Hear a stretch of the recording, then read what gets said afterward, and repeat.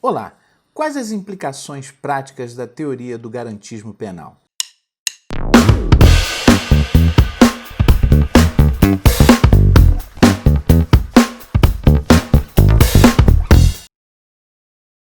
Olá pessoal! No vídeo passado nós trabalhamos com vocês o tema do garantismo penal. Apresentamos como fundamento do processo penal o garantismo penal de Ferrajoli.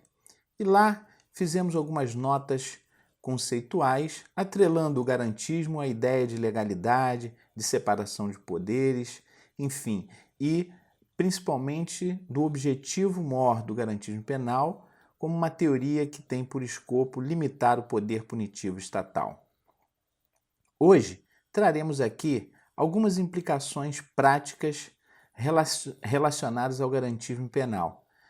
Apresentaremos, porém, os axiomas que Ferrajoli traça para criar o chamado sistema garantista. O que seriam esses axiomas?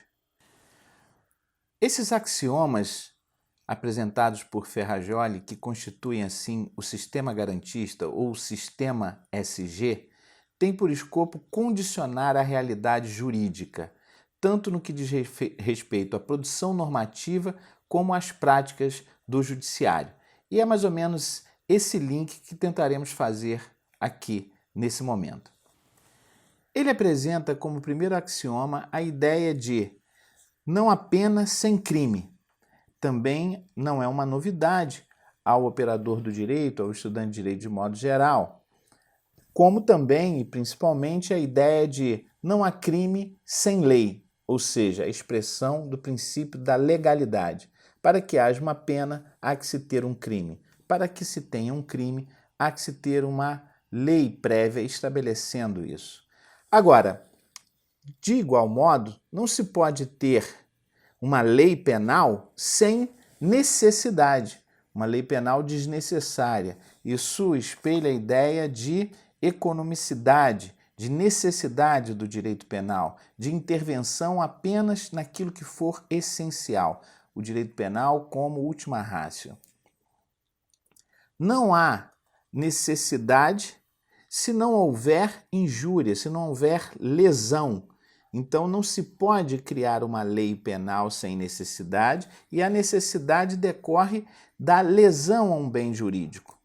De igual modo, não há lesão sem que haja uma ação. O direito penal não vai punir atos imaginários, pensamentos e etc. E apenas aquilo que se exterioriza no mundo, não é? É o princípio da exterioridade. De igual modo, o axioma 6 vem estabelecer a ideia de não há ação sem culpa, ou seja, há que se ter uma conduta, uma ação que seja movida por representação, não é? E isso pode se dar pela via culposa, pela via dolosa e, ao mesmo tempo, não é, estar vinculada à possibilidade de responsabilização subjetiva dessa ação. Né? Não se pune algo que não esteja subjetivamente vinculado a um sujeito. Ademais, ele apresenta o axioma 7, 8, 9 e 10, que são axiomas mais voltados para o sistema processual. Do 1 ao 6 temos, então, axiomas voltados para o direito penal.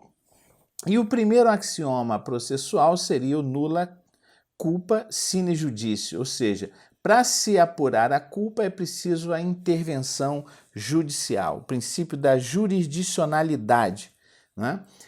Seguimos aí o não há judício, né? Não há possibilidade de intervenção jurisdicional sem que haja uma acusação, a provocação, né? Nullum judicium sine accusatione. Ademais, não há acusação sem que haja prova, ou seja, a acusação tem que estar ancorada em provas. E essas provas devem necessariamente serem refutadas pela defesa. Não há prova que não seja refutável pela defesa. Esse é, digamos assim, o conjunto de axiomas apresentados por Luiz Ferrajoli que formariam o que a gente chama de um sistema garantista, ou o que ele chama também reduzidamente por SG. Esse sistema garantista, ele vai nos demonstrar pela sua realização ou não, pela sua operatividade ou não na ordem do plano real, enfim, nas relações sociais, etc., ele nos vai fornecer uma espécie de termômetro para que possamos analisar se temos um modelo garantista, democrático ou um modelo autoritário, né, de sistema penal. Pois bem, ou seja, podemos então falar que existem dois modelos, um modelo autoritário, um modelo democrático, ou um direito penal máximo e um direito penal mínimo. Essa é mais ou menos a divisão que se dá a partir de um pêndulo, né? Ou seja, de uma operação envolvendo esse sistema garantista de Ferrajoli. E como que isso se dá na prática? Ou seja, se nós tivermos um modelo que respeita esse sistema garantista, nós não vamos poder punir condutas, por exemplo, que sejam insignificantes. Daí a importância do princípio da insignificância. Ou seja, quando nós percebemos que no Supremo Tribunal Federal, né, há demandas discutindo furto de bagatela, ou seja, furto de shampoo, furto de sabonete, furto de pedaço de carne, isso está a demonstrar que não está se adotando um direito penal mínimo, e sim um direito penal máximo, porque está se averiguando a partir do sistema penal condutas cuja necessidade de intervenção penal inexiste, né, em função da insignificante lesão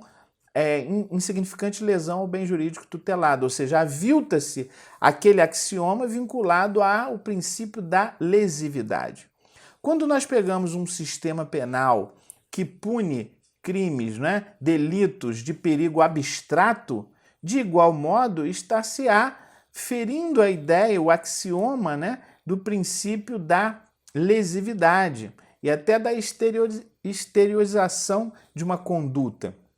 Porque o crime de perigo abstrato, ele não gera lesão efetiva ao bem jurídico tutelado. Quando pensamos, por exemplo, na grande discussão que hoje se encontra no Supremo Tribunal Federal relativamente ao artigo 28 da Lei de Drogas, ou seja, a possibilidade de se descriminalizar o uso de drogas, a questão está centralizada nesses axiomas do Ferrajoli, ou seja, se queremos um direito penal mínimo ou um direito penal máximo, ou seja, um direito penal que pune condutas que não têm potencial lesivo a terceiros, ou um direito que pune qualquer conduta. Por isso, queremos demonstrar que uma percepção sobre o direito penal, à luz do garantismo, vai nos guiar a uma intervenção máxima ou uma intervenção mínima. O garantismo vai nortear tanto a produção legislativa, que vai criminalizar mais ou menos, que vai criminalizar condutas cuja relevância sejam ou não importantes, como também as agências judiciais, que vão instaurar persecuções sobre condutas, não é, que possam significar algo ou serem simplesmente insignificantes. Em outras palavras, um delegado de polícia, diante de um furto de um sabonete ou de uma lata de sardinha, não poderia lavrar o auto de prisão em flagrante se ele quisesse afirmar um operador do direito comprometido com a teoria do garantismo. Diferentemente, se ele está atrelado a um modelo autoritário ou a um modelo de direito penal máximo, ele vai autuar em flagrante essa conduta. De igual modo, o Ministério Público vai denunciar um sujeito por um fato como este, de subtração de uma lata de sardinha. Se ele estiver afinado com a teoria do garantismo penal, com o princípio da insignificância, com a intervenção mínima do direito penal, ele irá promover o arquivamento desse inquérito. E, de igual modo, o magistrado não irá receber uma denúncia cujo fato narrado se resume na subtração de um pacote de salsicha. Então, a ideia de garantismo não é uma afirmação retórica de que há o respeito à legalidade, há o respeito, não é, à ordem jurídica, há o respeito à Constituição. Mais que isso, a ideia, né, de garantismo penal pressupõe a efetivação dos direitos fundamentais no mundo real e, ademais, de uma prática judicial e uma prática legislativa comprometida com um modelo democrático de direito penal e de processo penal, necessariamente voltado a uma intervenção mínima a um direito penal como última ratio. No nosso próximo encontro, vamos tratar de implicações práticas relativas ao processo penal, trabalhando mais a ideia de necessária intervenção jurisdicional, de contraditório, de ampla defesa, de esteio probatório para acusação, principalmente sobre as concepções de verdade e sobre a estrutura acusatória do processo. Então, aguardem os nossos próximos encontros.